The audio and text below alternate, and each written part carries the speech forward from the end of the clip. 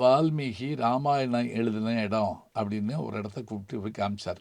ஏறத்தாழ ஒரு ஒரு 100 ஏக்கருக்கு மேலே இருக்கும். அத்தனை பெரிய இதில் ஒரு பிரம்மாண்டமான குளம் இருக்குது. அந்த குளத்தை சுற்றி மண்டபங்கள் இருக்குது.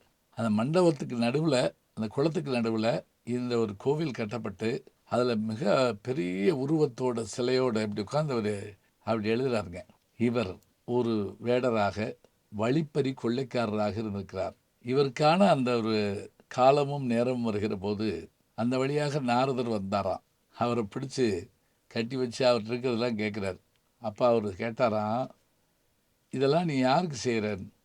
எனக்கும் என் குடும்பத்துக்கு என் சுற்றத்தாருக்கும். சரி, நான் இங்கேயே இருக்கேன். நீ போய் உன்னுடைய குடும்பத்தார்ட்ட சுற்றத்தார்ட்ட என்னுடைய பாவத்தை எல்லாம் நீங்கள் பகிர்ந்து வாங்கிக்கிறீங்களா? நான் தர்ற பொருளை வாங்கிக்கிறீங்கள, என்னுடைய பாவத்தை வாங்கிக்கிறீங்களான்னு கேட்டு வா. அதே போல் போய் கேட்டார். என்ன பாதியில் நின்று வச்சுட்டு பார்க்குறீங்களா? மேலும் காண கீழே இருக்க லிங்கை ப்ரெஸ் பண்ணுங்கள்.